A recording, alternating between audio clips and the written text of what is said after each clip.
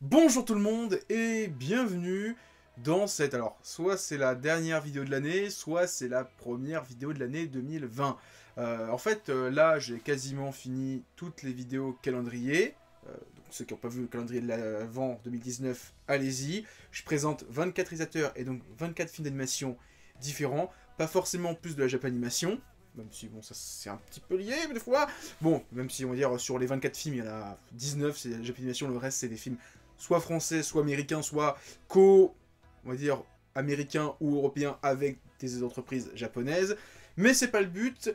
Là, aujourd'hui, on va faire un peu une sorte de bilan des mangas de l'année 2019 avec un petit top des 10 mangas que j'ai surkiffé cette année. Voilà, c'est un peu mon top 10 des mangas que j'ai adoré, qui ont commencé cette année.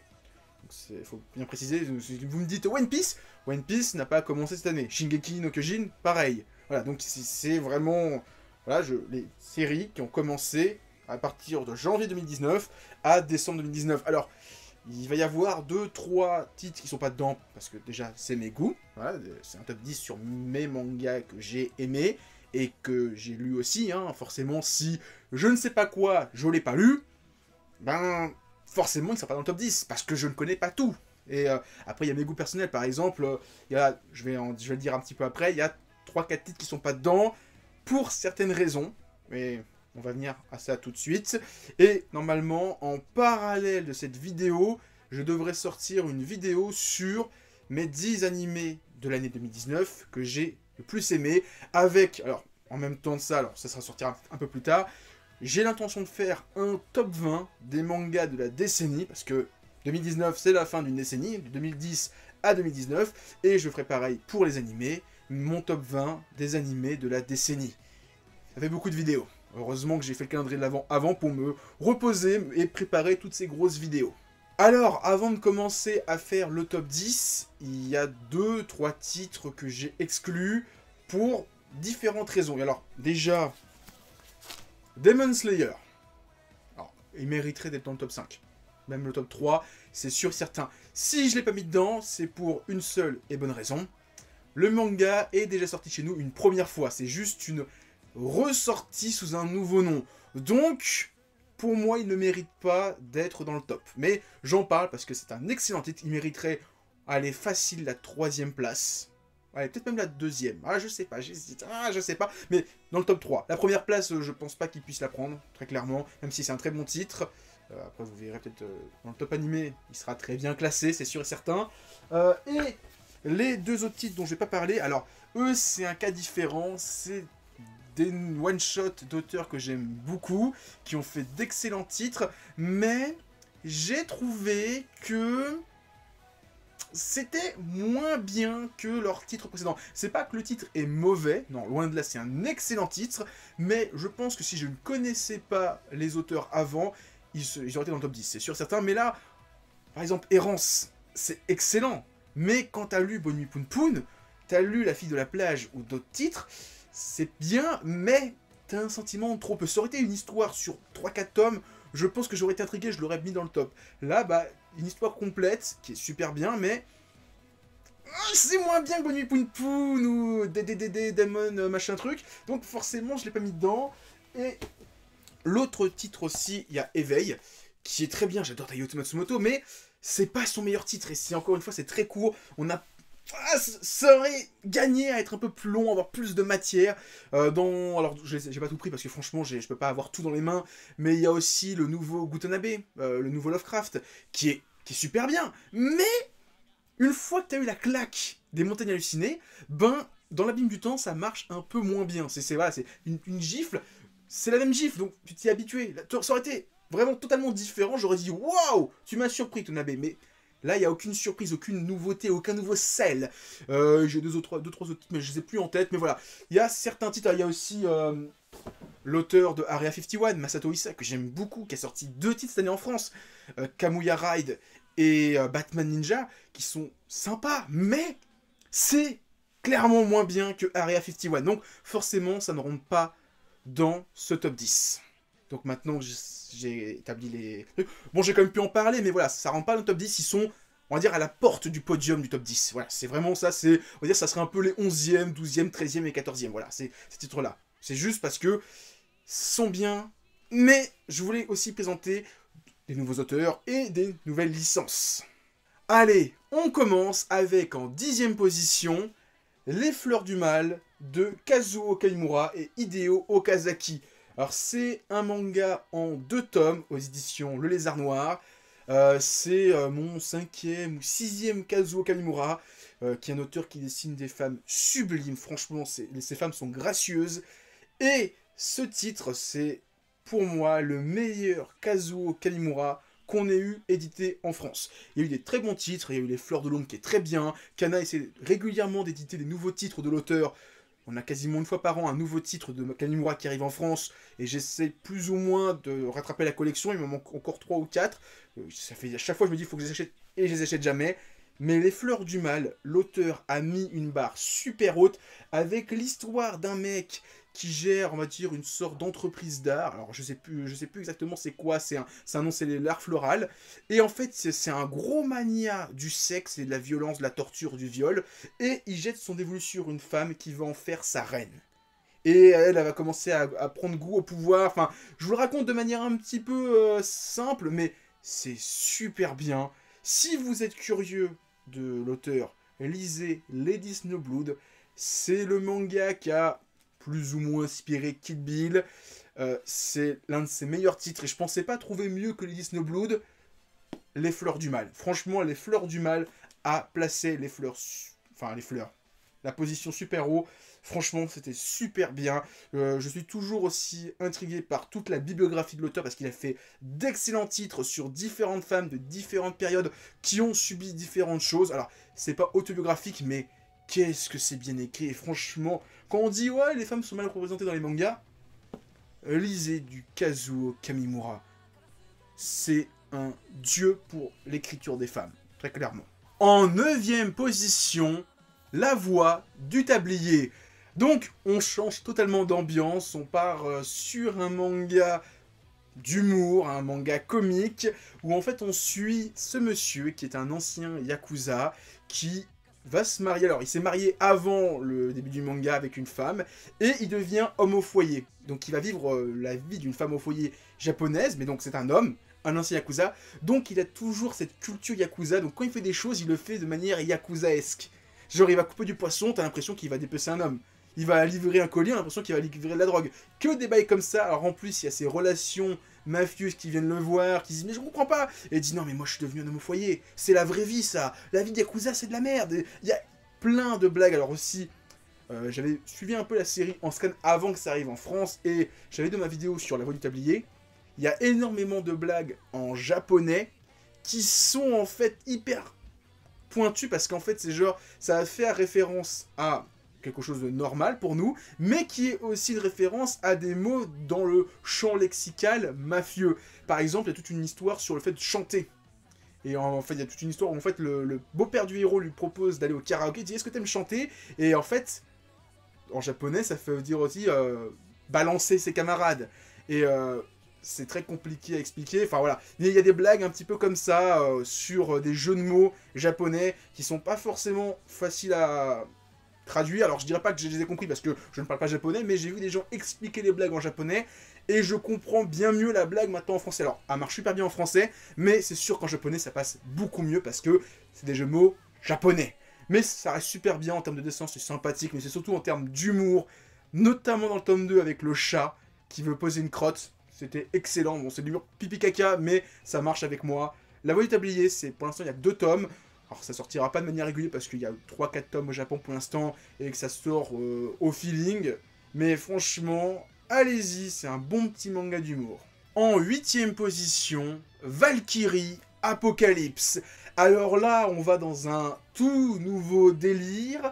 Nous sommes à la fin de l'humanité. Les dieux en ont marre des hommes, ils décident de les tuer et de provoquer le Ragnarok. Mais il y a une petite Valkyrie qui décide de protéger les humains et elle propose de faire un tournoi entre 13 dieux face à 13 hommes, et donc, enfin 13 êtres humains plutôt, et donc c'est un gros manga, arc tournoi, 13 tomes, enfin peut-être pas 13 tomes, mais 13 duels, 13 dieux, 13 humains pour 13 combats. Il y a 2 tomes pour l'instant sortis en France, il y en a 5 au Japon. C'est épique. Franchement, j'ai qu'un mot à dire, c'est épique. On a eu pour l'instant 2 tomes avec 2 combats. Donc là, sur le tome 1, on a Lu Bu qui est un putain de général chinois. Ceux qui connaissent Dynasty Warrior, vous savez qui c'est. Face à Thor, le combat, il est épique. Ça se balance des trucs, mais c'est ouf. Le deuxième combat, c'est n'importe quoi. Voilà, j'ai juste envie de dire, il y a un dieu grec contre un autre personnage qui peut lui copier ses pouvoirs. Enfin, ça devient n'importe quoi. Enfin, et on est qu'au deuxième tome, deuxième combat. Je suis sûr certain que l'auteur en a sous la pédale pour avoir des duels de fou. En termes de dessin, il va faire que s'améliorer. Et déjà, pour l'instant, c'est énorme en termes de dessin. C'est super impressionnant. J'ai hâte de voir ce que ça donne dans le prochain tome, parce que ça va être de plus en plus épique. Alors, ce qui est un peu dommage, c'est qu'à la fin du tome 1, on nous a spoilé les combattants. Et je trouvais que c'était un petit peu pas très, on va dire, polythéiste. On va dire vraiment pas vraiment polythéiste, mais c'était vraiment très la culture nordique, la culture grecque et un peu du reste. Voilà, quand tu vois que la moitié des combattants, c'est il y a 3 dieux nordiques et 4 dieux grecs, ça fait 7 dieux, enfin 2 panthéons sur 7 combattants, enfin la moitié des combattants c'est 2 panthéons. Il y avait moyen de faire un peu plus de variété. Pareil pour les humains, il y a quand même pas mal de japonais, il y en a 4 ou 5. Voilà, c'est juste mon avis là-dessus, mais ça reste divinement bien dessiné, franchement, super bien, Valkyrie Apocalypse. En 7ème position, Balzar. Alors, Balzar, c'est un titre que j'attendais pas spécialement. Alors, petite histoire, il y a 1 an et demi maintenant, Mayan a sorti Kingdom. Et pendant quasiment 1 an et demi, ils se sont posés sur Kingdom. Il y avait 2-3 titres qui sortaient, enfin des titres Mayan Edition, pas les titres qui ont été réédités. Par exemple, je pense à comment ça s'appelle ce titre. Bon, ils ont fait, vous savez, des coffrets avec des mangas dedans, mais c'était pas des mangas qu'ils ont eux-mêmes produits. Ils ont juste repris les droits à quelqu'un et les ont retirés. Voilà, donc c'était pas des créations 100% Mayan. Et donc, à la Japan Expo 2019, ils ont sorti en même temps 2 nouveaux titres, Balzar et les 7 ninjas des fous. J'étais assez curieux des 7 ninjas des fous pour le côté ninja, tout ça. En plus, il y a une esthétique très proche de Kentaro Miura, l'auteur de Berserk. Et Balzar, je m'en foutais un petit peu. J'ai laissé passer et je me suis dit, allez, on va prendre le tome 1 et 2 pour voir. Et ben, j'ai bien plus kiffé que les 7 ninjas des fous. Voilà, très clairement. Donc voilà, c'est parce que j'attendais rien et franchement, j'ai adoré. Donc c'est super bien. Alors ça raconte l'histoire, vite fait, hein, pour vous pitcher, de Balzar, donc qui est un soldat d'un royaume d'Europe de l'Est fictif, qu'on envoie dans un pays qui a été un nouveau pays allié, qui est en méga retard technologique. Ils ont genre 1 cycle de retard. Ils se battent encore comme... imaginez des mecs qui se battent... dans un pays, ils se battent comme à la première guerre mondiale. À notre époque. Voilà, c'est un peu ça. Il essaie de les éduquer, de leur expliquer des trucs. Donc on apprend des choses sur l'art militaire, sur la géopolitique. Là, dans le tome 3, par exemple, on nous explique des trucs sur les rails de train. Et putain, mais c'est tout con, mais tu te dis, waouh, c'est super bien fait. Voilà, franchement, j'en dirai pas plus, mais c'est super intelligent en termes de ce que ça raconte. Donc, je vous conseille. Si vous connaissez pas, allez-y. Voilà, c'est... je l'avais décrit un petit peu quand j'avais fait ma vidéo dessus, comme un GTO historique à l'époque napoléonienne. Et bah franchement, c'est toujours autant ça. Bon, un peu moins GTO quand même, c'est pas le côté GTO, il vient chez toi, il fracasse un mur, mais dans l'idée, on va dire, d'éduquer des jeunes, c'est GTO. En 6ème position, Jagan. Alors, Jagan, c'est un des titres qui est sorti en début d'année. On a déjà 6 tomes qui sont arrivés en France, ce qui fait que dans ce top 10, c'est sûrement l'un des 2 seuls à avoir plus de 5 tomes. Non, 3 seuls. Il y en a 3 titres qui ont plus de 5 tomes. Donc j'ai eu le temps de découvrir et que j'ai apprécié sur toute l'année. Voilà, hein, par exemple, Valkyrie Apocalypse, j'ai lu 2 tomes. Balzar, 3 tomes. Là, 6 tomes. Donc 2 fois plus de temps. C'est super bien. C'est un dévouloir. Si vous avez aimé Fire Force chez Kazé, vous allez kiffer parce que c'est pas forcément le même délire, mais voilà, c'est ce genre de manga seinen pour jeunes adultes, défouloir, où tu prends du plaisir parce que c'est c'est juste de la grosse, pas forcément de la grosse façon, mais c'est un gros défouloir. C'est l'histoire donc de Jagasaki, dont je viens le nom de famille, qui est un flic, qui a des pulsions meurtrières en lui, et un jour, il y a une vague de, un petit peu comme dans Parasite, cette fois c'est des grenouilles qui arrivent sur Terre, et qui parasitent des gens, et qui exacerbent leurs pulsions. Genre, t'as une pulsion de mariage, tu deviens un monstre de mariage. T'as une pulsion de manger des fraises, tu deviens un monstre de fraises. Et lui, il a des pulsions de tirer sur les gens, il devient un monstre qui peut tirer avec ses doigts. Et c'est super bien fait, franchement, en termes de psychologie, c'est super intelligent, en termes de dessin, c'est un véritable défouloir. Moi, quand je lis un tome, je suis bien impressé. C'est un peu comme Fire Force, où c'est un putain de défouloir. C'est ce genre de titre où il faut que tu utilises un petit peu ton temps pour évacuer un peu ton stress. C'est un véritable défouloir, Jagan. Moi, j'ai bien aimé. Ça risque de jamais sortir en anime parce que c'est trop bizarre et trop violent. Et j'espère que la série va pas être trop longue, c'est ce que je disais dans ma vidéo dessus. 6 tomes, pour l'instant c'est toujours aussi bien, mais je vois mal la série faire 20-25 tomes. Je pense qu'une quinzaine ça serait bien, et c'est toujours aussi bien, franchement. Il y a des passages, notamment avec le mec qui a des pouvoirs de viol, qui sont horribles. Franchement, ça fout la boule au ventre, tu dis waouh, c'est horrible, mais Jagan, c'est trop bien. En 5e position, on a Getter Robo aux éditions Isan Manga. Donc c'est un titre de Go Nagai et de Ken Ishikawa. Alors j'ai les 3 tomes que j'ai récupérés à la Japan Expo. Et en même temps que la Japan Expo, j'ai pu avoir une dédicace du maître Go Nagai. Je suis trop content. Voilà, c'était vraiment mon petit plaisir de la Japan Expo. Bon, même si j'ai pas pu rencontrer les Matsumoto, j'ai rencontré Dieu, voilà, God Nagai. Donc c'était un titre arrivé pour la Japan Expo, l'arrivée de Go Nagai. C'est un titre de Go Nagai que j'avais jamais lu, que je découvre. Alors j'ai les 3 tomes, comme je disais, ou je sais plus si je l'ai dit, j'en ai lu 2 pour l'instant, et c'est super bien, franchement, c'est un super titre. C'est l'un des mangas piliers du super robot. Vous aimez... Allez, je vais dire quoi? Putain, Gurren Lagann, j'avais oublié Gurren Lagann, putain, je vais me faire tuer.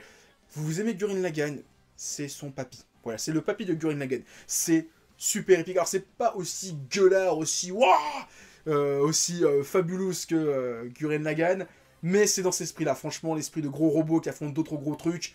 Voilà, si vous aimez ça, donc Gurren Lagann, Getter Robo, c'est son ancêtre. Alors, le petit speech, c'est l'histoire. On est dans l'époque contemporaine du Japon, à l'époque où c'est sorti, où il y a des hommes reptiles qui viennent de sous terre, qui arrivent et qui foutent le bordel. Il y a des scientifiques qui, pour endiguer la menace, créent le Getter Robo. Ils font appel à 3 jeunes qui vont les affronter. C'est dans les esprits de Devilman ou Mazinger Z, sauf que cette fois, on n'a pas un robot, mais 3 robots avec 3 pilotes qui s'assemblent et qui, comme le robot des Power Rangers, s'assemblent. Et par contre, en fonction si tu fais l'assemblement, ça fait un robot différent.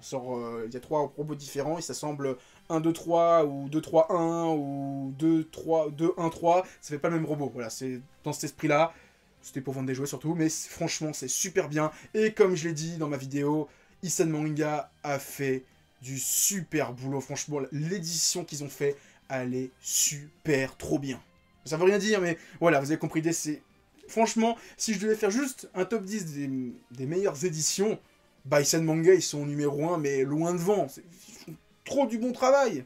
En 4e position, on a Beastars. Alors oui, c'est le 2e titre de Ki-hoon, et il y en a encore un dans le top 3. Mais en même temps, c'est normal qu'ils soient en top 10, ils font que des bons titres, donc c'est dur en fait de pas les choisir, c'est ça qui est plus dur.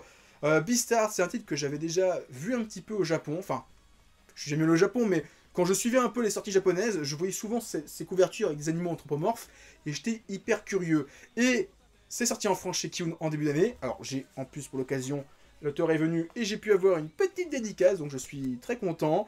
Qu'est-ce que je voulais dire de plus? Ouais, donc la couverture. Je vais peut-être pitcher un petit peu le titre. On est dans l'Institut Cheriton, donc une école dans cet univers de Beastars, où carnivores et herbivores se côtoient. Et un jour, il y a un alpaga, si je dis pas de conneries, qui se fait tuer. Ça ravive la colère entre Herbie et Carny. Et au milieu de ça, on suit Legoshi, qui est un loup hyper peureux, qui ferait pas de mal à une mouche, qui va se prendre un peu plein la gueule parce qu'on dit « Oh, t'es un loup, tu tues des gens », alors que le mec, c'est une crème. Et alors, j'avais dit dans ma vidéo que je trouvais que l'intrigue policière avançait pas du tout. Au tome 7, elle commence enfin à commencer. L'intrigue autour de la mort de l'alpaga au début du tome 1. En fait, et même l'histoire en fait, du titre Beastars, en fait, on découvre que c'est une sorte méga président du BDE, en fait, pour faire simple. En fait, chaque lycée dans cet univers choisit un Beastars, enfin un président des élèves, et tous les présidents vont élire le Beastars, donc le meilleur président des présidents. Et ça a vraiment commencé, c'est-à-dire de Beastars au tome 5-6, et les gauchistes disent « moi aussi je veux devenir Beastars ». Mais il y a toute une... Enfin franchement, graphiquement déjà c'est ouf, le découpage de l'auteur, le dessin, et alors en plus, alors ça n'a rien à voir, c'est fait par la fille de l'auteur de Baki. Voilà. J'ai découvert ça pendant l'année, mais voilà, c'est osef, mais je le dis quand même. Non, franchement, Beastars, c'est super bien. Il y a l'anime qui est sorti cette saison, enfin la saison d'automne 2019, que j'ai pas encore vu. J'ai vu l'opening qui est trop bien, franchement en peluche. J'ai pas encore vu l'anime, j'attends que ça soit terminé pour tout regarder, et j'attends que ça sorte sur Netflix France surtout. Mais Beastars, je vous conseille, c'est super bien. On arrive enfin au podium. Alors, médaille de bronze, donc la 3e place. J'ai un peu hésité avec le 2e, et finalement, en médaille de bronze, j'ai choisi Tokyo Revenger. Tokyo Revenger, c'est un Furio qui est arrivé cette année, qui a un petit peu bousculé les choses, parce que ça faisait longtemps qu'on n'avait pas eu de manga de ce genre en France, enfin, qui fasse vraiment parler de lui. Shonen Seven, c'est franchement, je trouve que quand ça arrive en France, tout le monde s'en foutait, King of Horns, tout le monde s'en foutait, alors que Tokyo Revenger, beaucoup de gens en ont parlé, il y a beaucoup de youtubeurs qui en ont parlé, et c'est une sorte de, entre guillemets, alors c'est pas vraiment, on pourrait pas vraiment appeler ça un isekai, mais ça fait partie de ce genre de manga de un personnage retourne dans le passé, un genre qui est arrivé d'un coup en France. Il y a eu 3-4 titres qui sont arrivés, au moins 2 titres, il y a eu Bateau Thésée et celui-là, mais il y a eu d'autres titres qui sont arrivés en même temps où un personnage retourne dans le passé pour sauver sa vie. Donc là, c'est l'histoire d'un jeune adulte d'une vingtaine d'années qui a une vie sociale de merde, il a un petit boulot de merde, il est caissier, il se fait chier, il a vraiment son patron le casse les couilles, et un jour il apprend que sa seule et unique copine de sa vie, qui était donc au collège, est morte. Il est un peu dépité, il dit putain, on va dire la seule fille que j'ai connue est morte, enfin que j'ai aimée, que j'ai connue est morte, et il se fait bousculer sur un rail de métro. Il se retrouve 10 ans en arrière, à l'époque où il était au collège, qui se prenait pour une jeune Kaira, un jeune voyou, et il se dit merde, est-ce que c'est pas le seul moyen que j'ai pour sauver ma copine? Et donc il va rentrer dans ce délire, surtout que c'est lié à un gang de l'époque qui est devenu à son époque à lui hyper dangereux, et donc c'est du Furio qui est super bien, franchement, c'est super cool, le dessin est super clair. Il y a le seul défaut du titre, si vous suivez un peu mes vidéos, vous êtes un peu au courant, c'est qu'il y a eu pas mal de petits problèmes au niveau de la traduction, blarf, kissday, il y a des mots un peu spéciaux, mais en soi, le titre est super bien. C'est dommage que ce soit un petit peu entaché par certaines traductions un petit peu bizarres, mais Tokyo Revenger, c'est un super shonen, un super Furio. Alors en plus, j'ai mon cœur qui bat à chaque fois que je vais sur Twitter, parce que souvent il y a des fans de Tokyo Revenger qui sont tellement à fond, qui font des mini passages du manga en animation eux-mêmes. Si ça sort en animé, putain ça va être trop bien. Donc je croise les doigts, mais pour l'instant je lis le manga, qui est super bien. Alors en plus j'ai cru comprendre qu'au Japon, on arrivait dans l'arc final, donc ça devrait se terminer dans une vingtaine de tomes. Donc franchement, Tokyo Revenger, c'est super bien à lire, absolument. En deuxième position, avec la médaille d'argent, petit roulement de tambour, on a Neun de Tsutomu Takahashi. Alors l'année dernière, détonation du même auteur chez Pika, encore une fois, bon, chez Pika en édition deluxe, enfin en édition graphique, c'était mon coup de cœur de l'année. Franchement, c'était le meilleur manga que j'avais lu de l'année 2018. J'ai lu le tome 2 en début d'année, et franchement, détonation de l'auteur, c'était super bien. Neun est arrivé en fin d'année encore une fois. Je m'attendais pas à prendre une aussi grosse claque que détonation. Bon, j'en ai pris une différente, ce qui fait qu'il soit deuxième place. Le dessin de Takahashi est toujours aussi cool. Là, franchement, il se lance dans une histoire beaucoup plus longue que détonation. Alors, j'ai lu aussi Bakon Reto qui est pas mal, mais détonation a placé la barre très haute. Neun n'est pas aussi haute que détonation. Faut pas rêver quand même, la détonation c'était un truc de fou. Mais Neun c'est quand même super bien. Alors je speed vite fait l'histoire. On est en plein Second Reich, donc Seconde Guerre mondiale. Non, Troisième Reich plutôt, que Second Reich. J'ai mixé les deux. Hitler est au pouvoir et en fait en secret, 13 enfants ont hérité des gènes de Adolf Hitler. Et donc on suit Neun qui est le 9e enfant. Et au début du récit, le projet est avorté, on arrête, et donc on exécute tous les enfants. Neun et son garde du corps, qui est ici, s'enfuient, et donc ils vont un peu parcourir l'Allemagne de la Seconde Guerre mondiale. C'est un peu ça l'histoire. Alors, comme je disais dans ma vidéo sur le tome 1, en lisant le tome 2, ça s'est pas mal réalisé, certains trucs, par rapport au fait que Hitler ait des pouvoirs de manipulation, le fait qu'il ait un charisme qui soit transmis à ses enfants, ça s'est passé, voilà, très clairement, c'est toujours aussi bien. Si vous aimez, voilà, franchement, Inglourious Basterds de Tarantino, c'est dans le même esprit, voilà, Tarantino aurait pu faire ce genre de manga, enfin, écrire ce genre d'histoire, c'est un peu barré, mais qu'est-ce que c'est cool, franchement, le dessin est stylé. Takahashi, franchement, si vous connaissez pas, intéressez-vous à cet auteur. Détonation, c'est une pépite, c'est l'un des meilleurs mangas que j'ai lu en 2018, et franchement, il m'a foutu une méga gifle, là. Il m'a foutu des coups de poing dans le bide. Neun, c'est pas mal, mais c'est pas au même niveau, mais je l'ai quand même mis dans le top 10, parce que, voilà, c'était quand même un super titre en comparaison de Éveil et de Errance, hein, de Inosano et Taiyo Matsumoto, et il y a aussi le fait que ça soit une histoire longue, en comparaison des deux autres titres dont j'ai cité juste avant, qui sont pas dans le top 10, où c'était des one-shots, voilà. Donc maintenant, on va peut-être passer au numéro 1. Et donc, en numéro 1, avec la médaille d'or, le manga de l'année, selon moi, celui qui est en haut du top 10 des meilleurs mangas de l'année 2019, selon moi, le manga que j'ai le plus aimé, la découverte de l'année, selon moi, c'est Les Liens du Sang de Shuzo Oshimi. Alors, Shuzo Oshimi, c'est un auteur que j'aime énormément. C'est son 4e titre qui arrive en France. Alors, on a eu Dans l'intimité de Marie chez Akata, on a eu Les Fleurs du Mal chez Kiun, mais c'est pas le même Fleurs du Mal que le numéro 10 du top 10. On a eu chez Pika Happiness, et là, son dernier titre en date qu'il a plus ou moins fait en même temps que Happiness arrive chez Kiun, donc le 2e titre d'auteur chez ses éditeurs, et c'est une putain de claque. Shuzo Oshimi, à chaque fois qu'il a fait un manga, il a fait mieux qu'avant. Franchement, L'intimité de Marie, c'est une claque. Les Fleurs du Mal, c'est une putain de claque. Happiness, c'est une méga claque. Là, c'est même plus des claques, c'est des coups de poing qui te font en pleine gueule, là, l'auteur. C'est super bien, le dessin. L'auteur s'améliore de tome en tome. Et l'histoire, faut que j'en parle. Alors, on suit un jeune collégien dont la mère est un petit peu trop protectrice, et il va s'en rendre compte et il va se passer des choses. Voilà, j'ai pas envie d'en dire plus. Lisez le tome 1. Parce qu'une fois que vous aurez fini le tome 1, vous aurez qu'une envie, c'est lire la suite. On a 5 tomes pour l'instant. Alors, moi, j'avais lu les scans jusqu'au tome, on va dire, premier tiers du tome 5. Ce qui fait que quand j'ai lu le tome 5, c'était du total inédit pour moi. Et j'ai qu'une envie, c'est que le tome 6 arrive. Franchement, là, ça y est, c'est trop bien. Alors, en plus, c'est Shuzo Oshimi, donc les titres sont rarement très longs, donc je pense qu'on est la moitié de son titre. Allez, au maximum, au premier tiers, il a rarement fait des titres qui ont fait plus de 10 tomes. Donc je pense qu'on a une dizaine de tomes, donc on est à la moitié déjà en France, avec 5 tomes. Peut-être que j'ai des conneries, mais Les Liens du Sang, c'est super bien. Et alors oui, en comparaison avec Inyo Asano, qui a fait un one-shot, et avec Taiyo Matsumoto, je me suis dit, mais pourquoi lui? Mais mec, 5 tomes, c'est son meilleur titre à ce jour. Forcément, il est dans le top 10. Et forcément, il est numéro 1. Parce que c'est un super titre. Franchement, je vous le conseille. C'est super bien. En termes de dessin, en termes d'histoire, franchement, ça va vous foutre la boule au ventre. Vous allez avoir la méga chiasse avec ce titre. Parce que c'est trop bien. Voilà. Donc voilà ma sélection de mes mangas préférés de l'année 2019.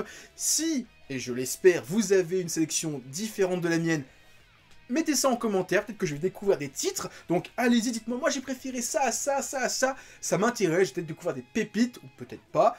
J'espère quand même que je vais découvrir des choses.